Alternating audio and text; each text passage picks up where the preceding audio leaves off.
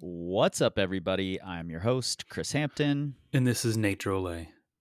And today's episode is this is a patron episode, but we're also doing it with the plan that we're going to put this out on the regular podcast. Let the listeners know exactly what it is that the patrons are getting. They can sort of hear that format. And number one thing the patrons are not getting is the duos in the board meetings because damn, I'm going to run out of duos eventually, and I can't just spread them out and spread myself that thin. So no duos on the patron episodes. Sorry. Hope that doesn't affect your willingness to become a patron. I'm not upset about it. You don't have to be as on your toes in the intro to the podcast. Yeah, somehow I forget it happens every time.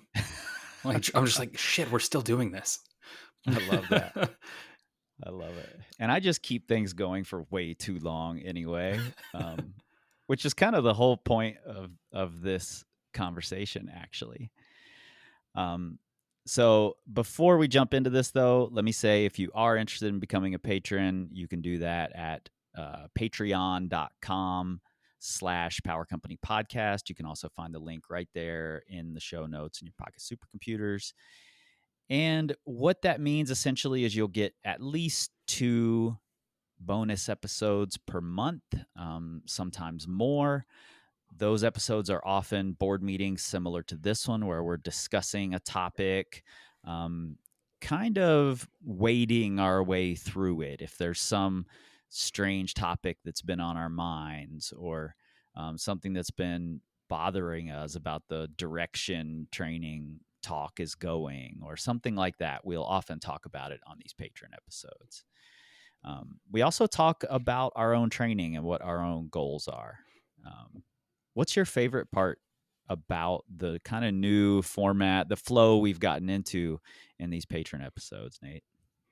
I was actually just chatting with someone about this the other day, like because this has also been new for us in the sense that we're recording remotely. Yeah.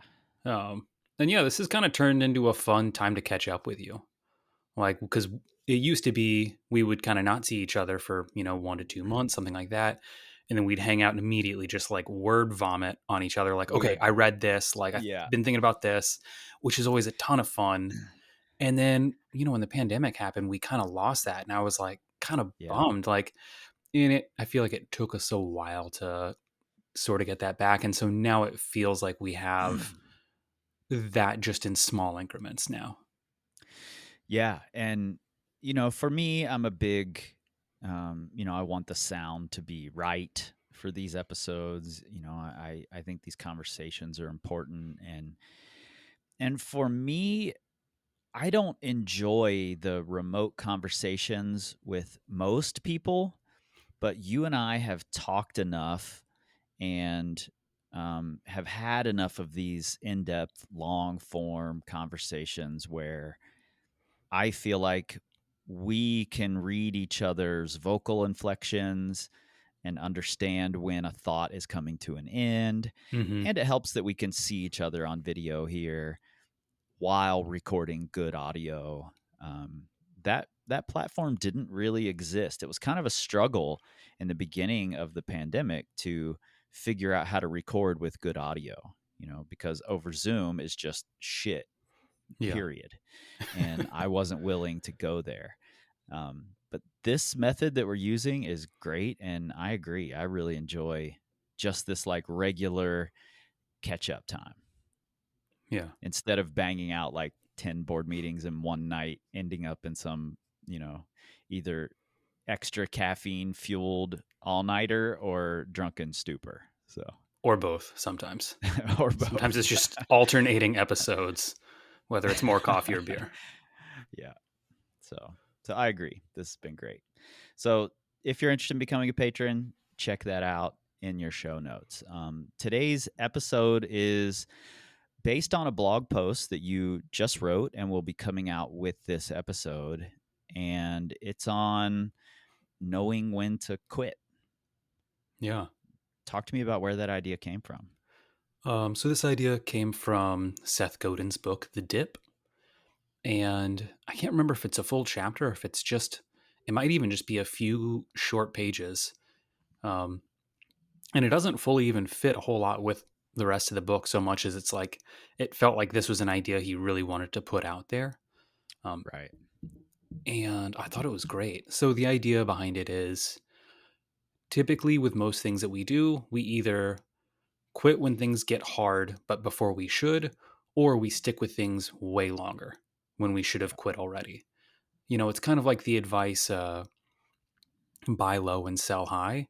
Like it sounds great on paper, but our human emotions don't typically work that way. Right. You know, We want to buy when everyone else is buying, and that's when things are highest. exactly. And like when price starts to, plummet, you're like, oh no, I got to get out now. Right. So that's when we start to sell. Exactly. It's that same mentality for quitting too. And so he talks about how in business and just in all these different ventures in life, how we need to have a strategy around when we quit because quitting can be useful. It can be a Hmm. really great tool. I mean, there's a lot of things. It's like if you're doing something dumb that will never see benefit in the future, you should quit doing it. Yeah. And so, quitting can be really helpful. And so it's important for us to learn when to quit and when not. And he uses this idea of a quitting strategy, which is basically set parameters for, okay, I need to achieve this by this time. And if I don't, I should consider quitting. Or I need to at least go this far into this, down this path before I'm allowed to consider quitting. You kind of Hmm. approach it from different angles. And I read this like 2 years ago and I immediately thought it was applicable to climbing. Um, yeah, it's because there's so many times in climbing where, we'll see it. People will try something and they're like, oh, this is just way too hard. But they just didn't give themselves a chance. And I'm guilty Right. of this. Like, I'm very guilty with sport climbs on this. Hmm. Or they'll try something and they'll be like, I'm close. Just any second now, I'm here. I'm just going Right. to keep with it. And like 4 seasons later, they're still saying the same thing. Where had they maybe stepped away, climbed a bunch of other things, they could have come back and done it in much less time. Yeah, I think that's a really important part of it. You're not giving up. It's not like I'm going to quit attempting this thing for life. Hmm. It's more like I want to gain a tactical advantage in some way by quitting what I'm doing right now and doing something different that's going to aid me in that tactical position. Hmm. And it's interesting. I've seen more and more over the last year, um, climbing coaches and climbers in general. They'll like skip a grade or something, and that's like gives them license to say, forget the idea of the pyramid. That's a stupid idea. Just skip the grades. And I think that is them taking the pyramid too literal and almost in a linear sense. Because sure, if you want to skip a grade and try something harder, you should absolutely do that. But there's going to come a point where it will be to your advantage to quit trying that thing for now and go back and do some lower grades. Fill in that pyramid. You might send a thing, then you might try another thing and have to quit it. It's this constant repositioning and tactical jostling to get yourself to that higher place. It's a lot like chess, right? Like imagine trying to play chess without ever giving up a pawn. Like, I don't want to sacrifice this pawn. That would be me quitting on that pawn. Yeah. You can't do it. You're going to have to make tactical sacrifices in order to gain the best position.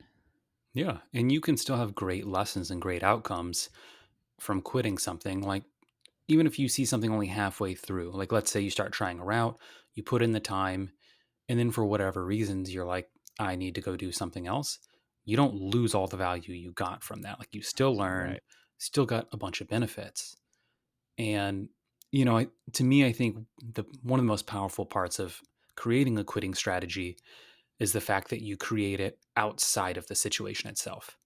Mm, So, we've all met like people who early in a season, they're like, okay, I'm just going to try this rock climb until either I do it or the season's over. And that's it. Well, right. halfway through the season, it starts getting really rainy and the route seeps. Like, do they quit then? They're like, if your only plan is to barge ahead until the end of time, you're not allowed to like stop then. Well, what if they start getting like an overusage injury? Like, they don't have a plan for that. And all of these little things. And the biggest problem is that because they didn't build a plan early on, now they're compromised. Like they are Yeah. so stressed over, oh, I really want to do this thing, but like, am I quitting early because I'm emotional and I think I can't do it? Am I holding myself back? Like, or am I only staying with it because I'm emotionally attached? Like it's a sunk cost fallacy, Right. and that's the problem is in the moment you have so much tied up that making a good decision is incredibly hard. Like, I mean, as coaches, that's what we do for people most of the time. Like we help them make these decisions by giving them an outside perspective. Yeah, we kind of stand outside of that emotional turmoil that's happening and try to pull them outside of that emotional turmoil too and say, "Hey, look at this logically, let's think about it this way." That's certainly the majority of what we do. Yeah. I mean, it's the same like for most people. It's why giving your friends great advice is really easy, even if you don't take that advice yourself. Like Yeah. it's this outside perspective. You're like, yes, of course you should just be doing this, because you're not Yeah, living it. something that I think is really interesting, a uh, a situation I ran into is I think you have to have a certain amount of experience before you can make a good quitting strategy. And I Hmm. think that experience um, almost has to be had by going too far, by banging your head against something for too long, by failing. You know, you don't quit, but you do fail. I think that's where you have to go to learn.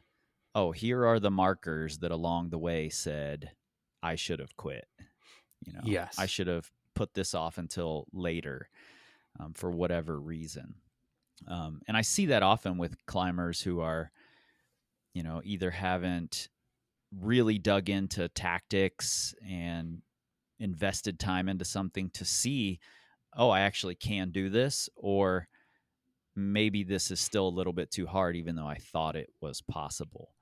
For instance, Waco a few years ago, um, Annalisa had seen me many, many times just go at a project.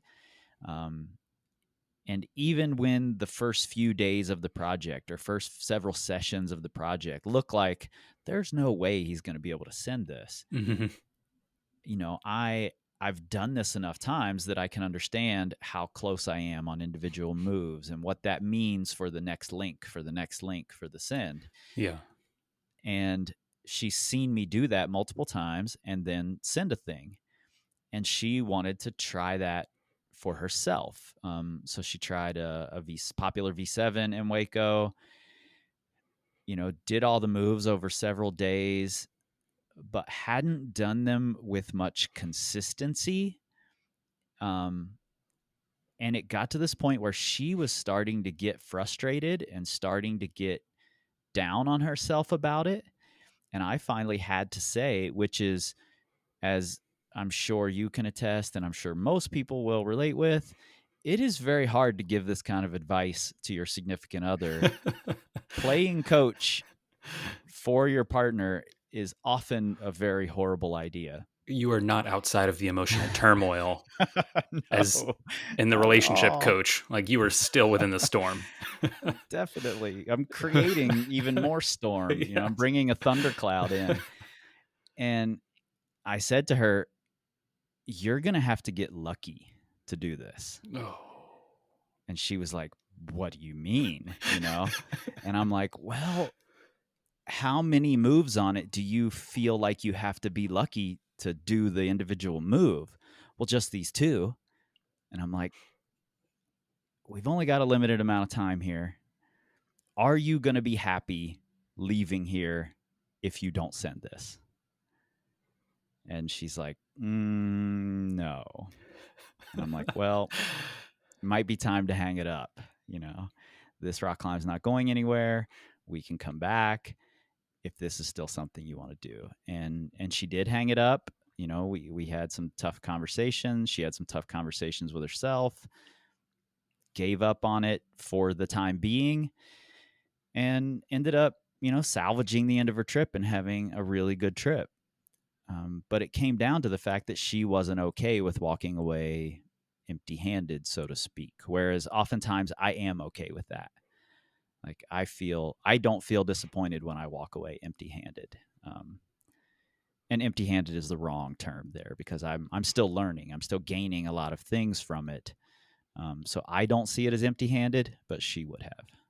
Yeah. I don't recommend you do that with your partner, by the way. I do not either. Unless you've practiced this extensively. Yeah. Yeah, that's a hard conversation to have.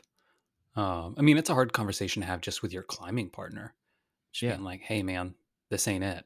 Like, you've been putting up a good fight, but yeah, like you need to go do something else for a while. Yeah. Yeah, that's tough. Yeah. And it's... Do you think there's another way, other than going too far a few times, to really understand what that process might look like? I see a lot of people surprised by sins, like, oh, Yes. wow, I can't believe I just put that together in 2 days. After attempt number 1, I thought I'll never do this. I think guidance helps. Having someone who is more experienced, who's been through these things, to just be like, hey, give it another go. One quitting strategy that I love, that I use with my clients, my sport climbing clients all the time, and this is just kind of a little bite-sized one, is go up a sport climb twice. If you're project shopping, looking for a new hard project to do, go to the anchors twice before you pass any judgment on it. And that alone can go so far.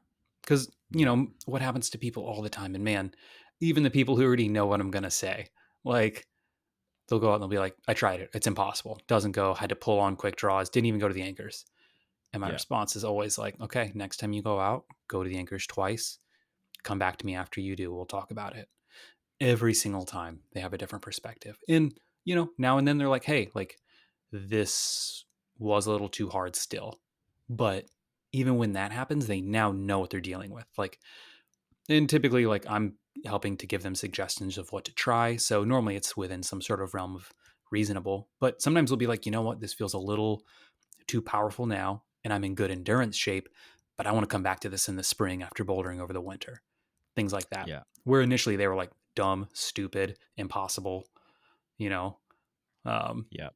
I think that guidance is really important.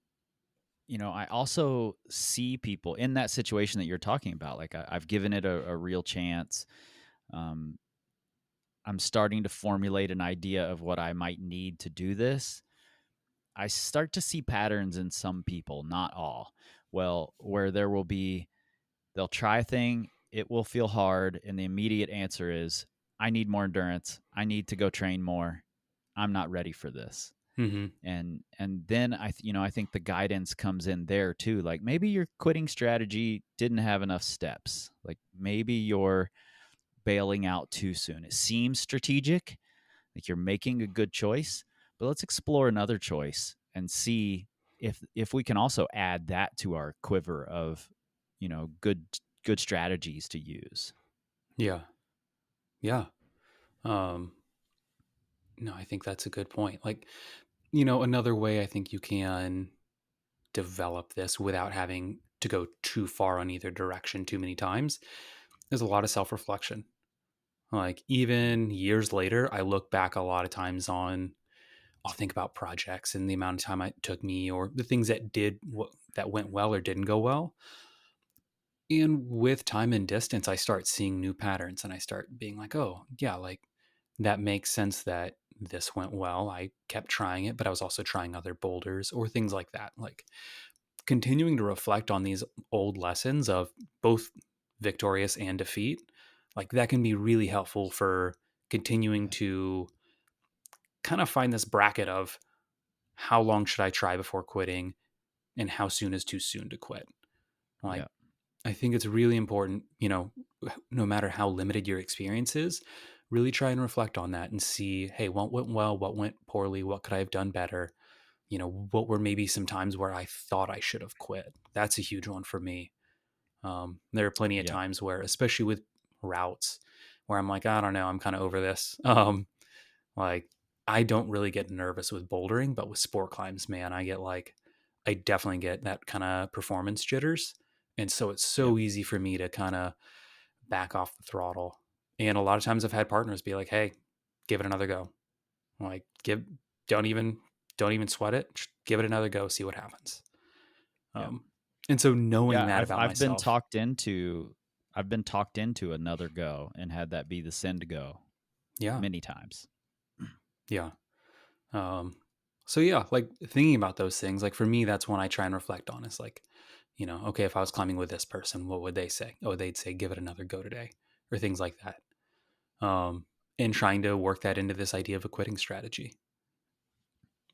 Yeah, I think, one of the things I hear pretty often from clients, from people in general, is like one of the things we value, and there's definitely a zeitgeist that is happening, and a well deserved zeitgeist of our time is really important, you know, Yeah. and there's always this question of, am I wasting my time in trying this tactic, or will getting on this route again be wasting my time, or will hiking pads out to this boulder again be wasting my time? We're often really busy people, and time is really valuable. um, so there's always that question. And so when you're looking back, like you were just talking about, when you're reflecting on past successes, past failures, think about it in terms of, was this actually a waste of time? At the time, did I think it was a waste of time, and was that true? Mm-hmm. And it'll start to reframe your tactical approach to things.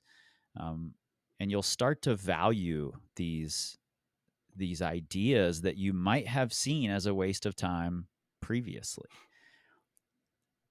That's where I see a lot of people fail in tactics. Is I say, oh, maybe you shouldn't start from the bottom again. Maybe you should, start from the middle and do the top. And very often the answer is, I just if I just start from the bottom, I might do it. I'll be Mm-hmm. wasting my time and energy if I start in the middle. And then they fall again in the middle, and I'm like, well, what was the waste? Was it that go, or was it the one I suggested that you didn't try? Yeah, because you're a little more Um, tired and you still don't have that link done. yeah. So I think trying all these things, looking back at the things you've done in the past and framing it that way, will help you start to realize, oh, this can be valuable for my time if I actually do this thing, or if I quit this thing to go do this other thing. Yeah. Um, Tiny tangent, but because this is a patron episode, we do that. Um, one, Let's be real, we tangent all the time. So yes, but it's allowable here. This is a space for it. It's a safe space for my tangents. Um, so as far as tactics go, and in the terms of reflecting on tactics, one of my favorite things to think about is, let's say it takes me 12 days to send a sport climb. And, let's say since day 6, I'm like, oh, I'm just going to start going for red point goes. And it takes me, another 6 or 7 to do it. So it takes 12 days to send. Afterwards, when you've celebrated and all that, think about, okay, if I had to do this again, could I do it faster than in 12 days? Like, what tactics, like if I knew 12 was the minimum using that method, what could I yeah. have done to do it better? And can you take Mm, this, apply it to a new route? Like if I go try another route, let's say I'm like, okay, 12C takes me 6 days normally. What would it take to do it in 4? Like Yeah. suddenly, if you knew 6 would just be like, if I just keep ripping it from the ground, I'll do it in 6. What kind of tactics could you use on days 1 and 2, since you're not going to send on day 1 and 2 anyways? Like you already know that. What would you be willing to give up in the name of tactics? Yeah. Yeah, I really like that approach, and I try to push that approach often. This idea of like speeding up our process. Um, it's very easy to get comfortable in a process. Find your process for doing things. You can repeat that over and over and over. I top rope it twice, and then I go bolt to bolt twice, and then you know, let's try to cut out one of the top ropes. Let's try to cut out both top ropes. Let's just go bolt to bolt once. Let's keep speeding up that process with each successive route or boulder or whatever it is. For instance, the boulder I'm working on right now is another tall, kind of scary boulder for me. And I just finished up one that was really scary for me. And I spent a lot of time on a rope learning. And I made a video about that that's on the YouTube, Flight of the Antelope.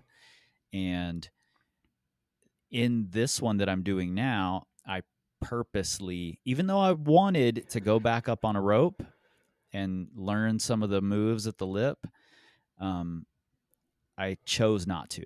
And I was like, I'm just going to make the decision to not go back up on the rope where I'm comfortable. And Mm-hmm. I'm going to get a ladder instead. And I'm going to go up to that spot and I'm going to do it without the rope. And then I'm cutting out a step. I'm getting just as comfortable, maybe more comfortable, because I'm starting to learn, I can go for it up here, quicker. And then I'm speeding up my process. And there's going to be a stop to that. You can't speed it up infinitely, but Yeah. I do think it's really important. Yeah. Yeah. And I think it's important to recognize that, you're saying speed up, and some of these things might look like slowing down. They might look like extra steps initially, Right. like doing the links, like the fact that you're going up on a ladder and not just like going from the ground, things like that. Um, Yep. yeah. You talked about a quitting strategy you like to use for sport climbs. Do you have one you like to use for boulders? Is Yeah. it different? Yeah. It's one of my favorite of all time. It's the 7-go rule. Mm. You're not allowed to. So, for anyone who hasn't heard, the 7-go rule is when you go to try a really hard move, you have to try it 7 times without passing any judgment before you can really decide if it's too hard for you or not. And if you've made any process or any progress in those 7 goes, cool. Like maybe it's worth continuing to try. If not that day, just another day in the future. But if you made zero progress in 7 goes, like didn't even make any more upward progress than your first time, you know what? Maybe it's a little too hard, and you should walk away for now. Yep. Yeah, I think that's a smart way to look at things. One of my favorite rules as well. I use it for myself often. I use it for clients often. And 7 doesn't sound like a very big number, Oh, but it feels like but an eternity. a lot of people won't go there, on their own. Yeah. I'm like, I get a video from a client, like, what should I do on this move? And I'm like, how many times did you try it? Twice. I'm like, well, then what you should do is try it 5 more times, Yeah. at least. Yeah. And then if you make progress, start that clock again and try it 7 more times. Yeah. And eventually you're either going to make 7 attempts and not make any progress, or you're going to do the move and start that process over on a different move. Yeah. Yeah. And this is something that I see experienced climbers have more trouble with than newer climbers. Like new climbers have no problem throwing themselves at the same move over and over. Like that's kind of Right. what they do by default.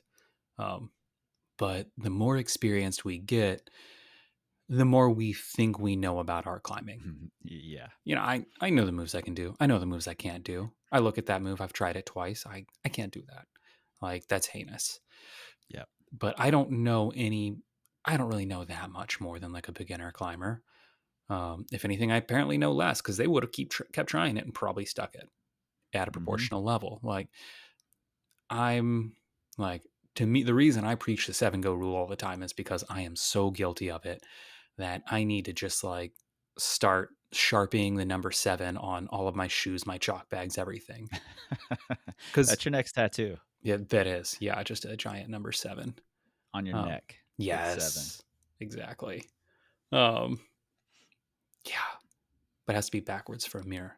But yeah, it's you got to think about these things, right? Right? That's how throat tats work. Um, but yeah, so that's like for bouldering. That's a little bite-sized quitting strategy. Yeah. And so for everyone who's been hearing us talk about this idea and who may think it still seems a little vague, I'll give an example. And I wrote about this briefly in the blog post.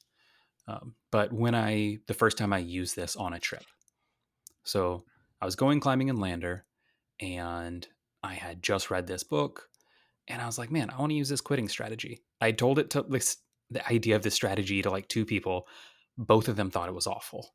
They were like, why would you? Yeah, when you right. Why would you quit? Yeah, You know, I like don't quit. If yeah, I'm going to try a thing, I'm going to do the thing. exactly. Like why would you plan to quit? I'm like, okay, this is clearly a me thing. Like I'm not communicating this well. I'm gonna get some application and Yeah. see if I can do better in the future. So I stopped telling people. And so I pulled out my diary and I start writing down all my checkpoints. I was going to go to Lander for, I think it was a 12-day trip, 10 or 12, something like that. And I wanted to try Rodeo Free Europe. Now, in my heart of hearts, I really wanted to try the high road, which is you climb Rodeo Free Europe and you do a slightly harder extension. But step 1 lets you Rodeo Free Europe. I was going to have 8 climbing days, I think, something like that. So, because I have plenty of experience with sport climbing, I knew roughly what I needed to do for each day to be able to hopefully have success on this. Now, this is a short route, like the hard bits of it are maybe 35 feet total, like right off the ground to the 35-foot mark, probably 12A from there to the top, which is another 20 feet. So it's still Yeah. tiny. And that's a challenging style for me. I don't have a ton of experience at it. Most of my, and this is a 14A, and all of my ascents -1 of 14A plus have all been, 100 feet typically. Like I have one route that's about 50 feet, but different style. And that was nails for me. So this was going to be a hard style. It's on pockets. The worst hand injury I've ever had was 10 feet to the left of this on Yeah. another rock climb, same style, also pockety, but 2 grades easier. Um, so I was like, this would be a really cool project. And when writing out my quitting strategy, I anticipated that it was going to take me longer than normal to do all the moves, to do the bolt lengths, to get a 1 hang and a 2 hang. So I afforded that, and I was like, okay, like it's okay if I don't do all the, if I don't do all the bolt lengths until let's say day 4 or whatever. So I wrote out all the days, um, and my main concern when writing this was I didn't want to quit too early. I didn't want to go up it and on day 2 be like, nope, it's fucked. What's next? Like, because And is that because that's kind of your normal go-to? that is my default with this style of sport climb. If it was a big endurance route, I'm pretty good at seeing those through. If anything, I probably Yeah. lean more on the other side. Like I know how to break down big endurance routes, but these short little bouldery things are hard for me. It's just something Yeah. I need more time on, more experience on. And so my biggest fear was I would walk away too soon and not give myself a good chance. Yeah. So I weighted it accordingly as far as I was like, okay, I'm going to really slow play how long it takes me to get success. But if I can 1 hang it by my 3rd to last climbing day, I'm in. Like that was kind of the checkpoint for that, where maybe a bigger route, I would need more time. I would hope I would get to that sooner. Um, so yeah, went there. First 2 days, I hadn't climbed on limestone in a while, and it was pretty warm, but it was going to cool down. The weather was going to cool down. I was like, okay, cool, whatever. I'll go up it. Man, it was hard, but that's okay. I knew it was going to be hard. Then it snowed, Yeah. and we Weather got, cooled down a lot. yeah, a little too much temps. And I was out of the Iris for 4 days. So half of my climbing days were now gone.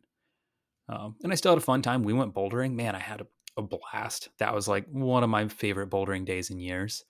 I did an easy climbing day at Sinks, and then the temperatures rocketed right back up.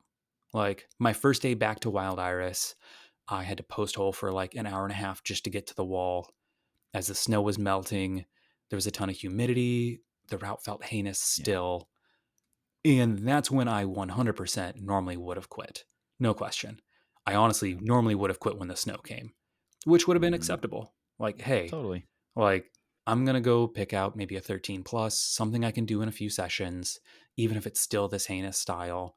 And that'll be good. I'm going to get my safety send in and we're going to call this a good trip. But Hmm. I had my quitting strategy and I was like, no, like I'm going to see this through at least until one of these checkpoints doesn't come up. So I keep trying it. And on my third to last climbing day, I have this amazing breakthrough. And so the goal was to one hang this route, but I had this amazing breakthrough. Like it went from feeling absolutely nails to I had that moment of, oh, I can do this rock climb. Like this is Hmm. cool. Like I felt it. Like finally unlocked the hard crux boulder that had been super heinous.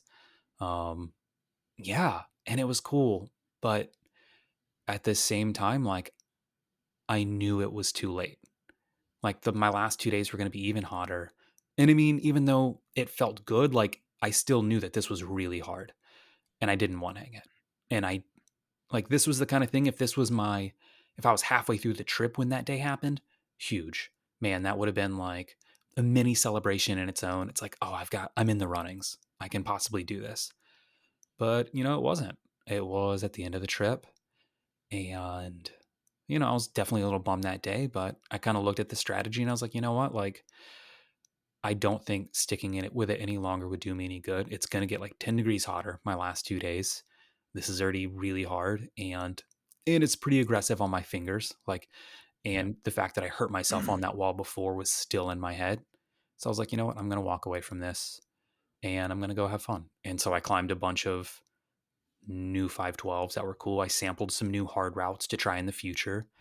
Man, I had a blast. Like, and I didn't regret walking away from it. Like, and honestly, once the trip was over, when I was kind of doing a post analysis, I was like, you know what? Like, I stuck with it longer than I normally would have. And I had a huge breakthrough because of it. But I also think I didn't try it I think I quit at the right time. Like, Yeah. I didn't have the outcome I wanted, but in my mind, I made all the right decisions. And that's like, Yeah. yeah. I think what's important there, maybe the biggest part of it is that, you knew that your normal default was to quit early. You want to get those what you called a safety send in. Hmm. So you want the trip to be seen as successful in your eyes. Like I did something, you know. Yeah. Um, and you stretched that out a little bit, like you pushed the boundaries of that a little bit. That's a little uncomfortable territory. I'm sure you're second guessing yourself in the middle of that. Hmm. um, so that's part of you growing and being able to better understand that like pressurized process, um, which is hugely important. And then you had already set up these checkpoints, and you don't reach a checkpoint, so you're like, okay, now I can go do the thing that that will help me feel good about this trip, Yeah. whatever that is. Yeah. And I think we're all at different points on what helps us feel good about a trip or about a route, about a season, whatever it is. Um, do you think, had you continued on it, not quit, and still not sent, do you think you could have felt good about the trip still? Or at that time, did you need those days of less pressure, fun, all of that stuff to feel good about it? I don't know. I kind of think I needed those days. Like, Mm. um, yeah, It's important because to know that. yeah, I mean, that was like one of my few climbing trips of that year. And, and if I'm completely honest, like I didn't like this route was hard and it would have been cool to send, but it wasn't the most fun thing I've ever tried. Like For sure. it go like 100% not it's the most fun route. pretty gnarly and it's, aggressive on the fingers. It's a little sharp in places and little tweaky. It also goes into the sun midday. So you have to get up early. Like I need to warm up thoroughly for that, like heinous, like mono pulling, like tweaky pocket style. And it just felt more like work. Like, and I was down to put the work in on this thing. But yeah, that, once I tipped over that edge of like, this isn't it. Um, yeah, for me, I don't think I would have continued having a good time. Like, I, you know, yeah, I like climbing. Like, I had so much fun the next 2 days of just going out, climbing on new rocks, and just getting to move and do enjoyable things. Yeah. Um, so yeah, and I just don't think I would have had that. I wouldn't have gotten much joy out of continuing to try it, knowing that I probably wouldn't be back to try it again for maybe years. I don't know. Yeah. I have a wild iris story as well that involves two kind of uses of a quitting strategy. Hmm. And just kind of quickly, I had trained the summer, or kind of like the late spring, early summer, for Atomic Stetson, which was the route that you hurt your finger on. Yeah. And I showed up feeling ready, and day one on Atomic Stetson tweaked my finger and was like, oh man, this was my whole trip. Yeah. This was the route I had planned to do. My quitting strategy was, I'm not quitting. I want to put all of my eggs in one basket. I want to see what that's like on a road trip. No safety sins. I'm just going to hammer away, and I'm going to be okay walking away with nothing to show for it. But day one, I tweaked my finger and realized I'm not willing to continue on this route and then hurt myself. Yeah. So I talked to BJ Tilden and I was like, what's another 13C? I've never done 13C on the road. I would like to do that this trip. That's the goal. What's another 13C that won't tweak this finger? And he's like, well, there's this thing in the Sweat Lodge called Ghost Dance. So I immediately went there, started trying it, and final climbing day of the trip, we're leaving the next morning. I had fallen in the same spot over and over and over.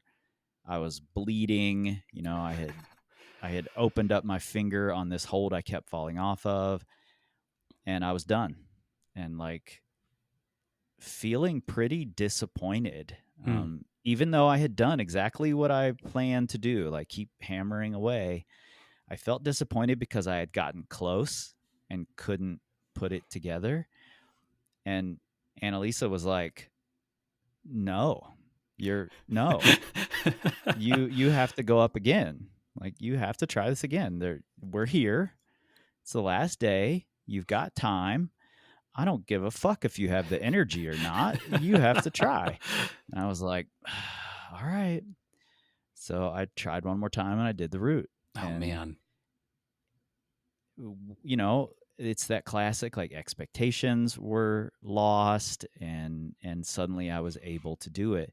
But I think the key there was, I quit on Stetson because I'm not willing to get injured. I know if I can help it, I'm going to avoid injury at all cost. Yeah.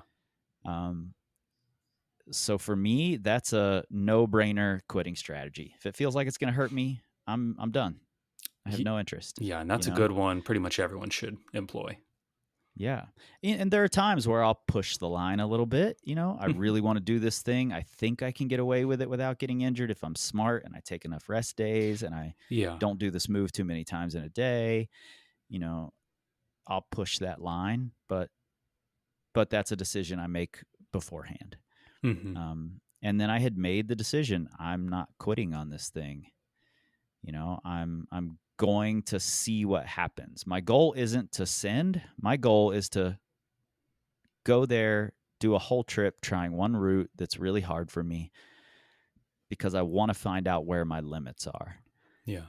And I think that's the part where we get stuck. The goal wasn't to send. So even had I not sent, the trip would have been a success because I had done what I set out to do. But you have to decide that beforehand.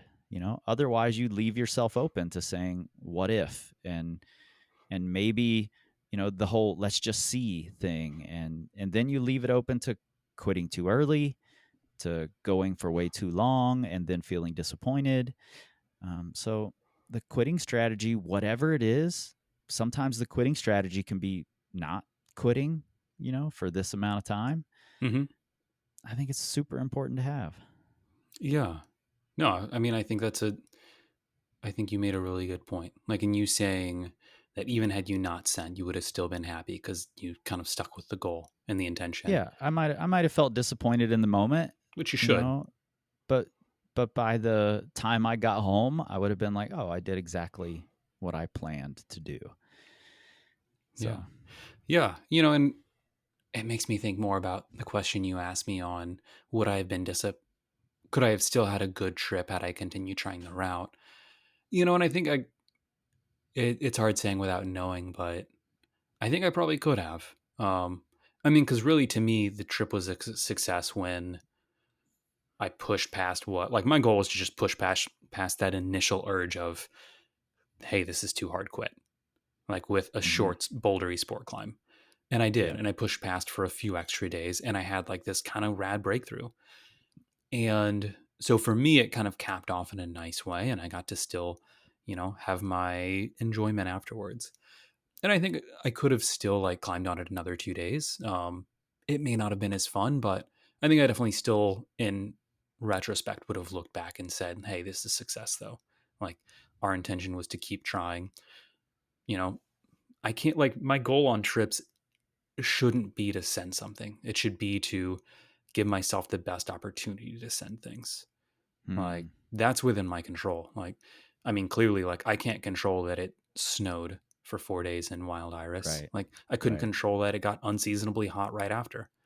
These are You without. you also couldn't control that it's more fun to go bouldering. Oh, definitely can't control that. No, no chance. I was. Oh man, we went out and I was like, "Am I a boulderer? Is this?" Every time I go bouldering, I'm like, "I think I'm just a boulderer." Like, I don't know why I keep trying to tell myself I sport climb. You know. Yeah, Blake was trying to get me to go sport climbing the other day, and I'm like, You know what? I might go do it. There's that one bouldery route up at Wolf Point I want to try. I might go do it." And then I went bouldering that afternoon, and I was like, "Nah, Oh I'm just man. gonna go bouldering." Yeah. Just pulled my truck up right next to the boulder. Exactly. Yeah. But yeah, so I do you mean, think oh, do you continue. think in future trips you're going to continue like writing out your quitting strategy? Um, so I think it's helpful to write it out. At the very least, for me, I think it's important to share with my partner Hmm. just so that, I Smart. mean, because that's huge. Like, regardless of what's in a notebook, I can ignore a notebook pretty well. Pretty good Yeah. at that. Yeah, me too. But I mean, it's like, you having Annalisa there to be like, no, we're here. You're tying in and I'm going to belay you. Like, you're going to Yeah. give this a go. This isn't what you said you were going to do. Exactly. Yeah. You're like, Annalise, I'm bleeding from 4 fingers. Well, you got 10. Like, that's the kind of partners we need. Pretty And good ratio. yeah, exactly. Yeah. It's a good ratio. Um, exactly. Like, so communicating that with my partner and saying, hey, these are my intentions. Like, no matter what I say down the road, no matter, this can even be the morning of, no matter what I say today at 3 p.m. when I come off that route for the first time, tell me I need to go up it twice. Like, that's Yep. what I need. Yep. Things like that, like communicating that with my partner, even if it's not on paper, for me is huge because, that's what partners are there for. Like, we're there to hold each other accountable in the best way possible. Totally. Totally. And use your partners that way, and make sure Yeah. they're using you that way. Yeah. That's huge. Last thing from me, I believe in the power of words. I hugely believe in the power of words, and I know that quitting can be a really negative, have a negative connotation for a lot of people. Yeah. Um, so if calling it strategic quitting feels bad for you, if that makes you still feel like you did something wrong, this could very easily just be called, you know, try new things strategies, or do something different strategy, or whatever. It doesn't have to be framed as quitting.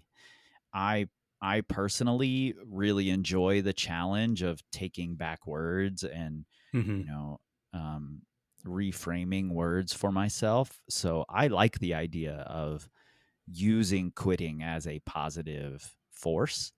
Same. But if you don't reframe it with some different words, it's still the same tactic. It's still the same strategy. Yeah. Yeah, absolutely. Like, and for me, that's what's kind of funny. I think that's why I had such a hard time explaining it to people. Because for me, my quitting strategy is really a stick with it strategy. Like, let's push Yeah, quitting further down the road. Um, yeah, but like you, I mean, yeah. like, There's these phrases like "quitters never win, winners never quit." yeah, That's bullshit. yeah, That's not true at all. you exactly. know? It sounds good until you think about it. Yeah. Like, I mean, let's look at Michael Jordan. Did Michael Jordan continue practicing in the exact same way he always had? No. He quit some things. He tried new things. When Michael Jordan was offensive player of the year and people were criticizing his defense, he quit playing defense the way that he always had, and he leveled up. He did a new thing, and he became defensive player of the year the next season. You know, quitting doesn't have to be this super negative thing. Strategically quitting can be a huge tactical positive. yes, yeah. I mean, you know, yeah, I think it's such a beneficial idea. And like you, I really like the idea of trying to take back this word of, of saying like, hey, this is okay. Like it's a quitting Yeah. can be useful. It's the same thing like embrace like I think the word failure is the same. Um, Yeah. but yeah, Totally. if you're not, people say it all the time. Like if you're not failing, you're not learning.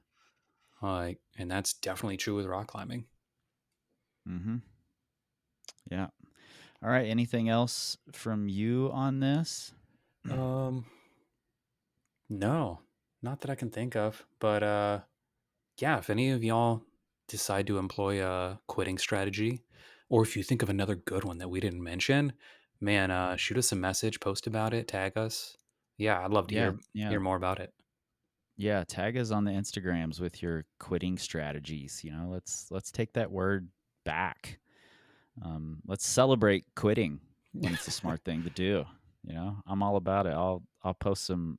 I'll share your posts and put some rockets and fireworks emojis on there. Boom. All about it. Like I mentioned in the beginning of this thing, this is a patron episode that you're getting to hear as a bonus if you're listening on the regular Power Company podcast or on the YouTubes. The patron episodes usually are just available to the patrons on the We Scream Like Eagles podcast. And you can become a patron at patreon.com/Power Company podcast, or right there in the show notes in your pocket supercomputer, or if you're listening, watching on the YouTube, it's down there in the description.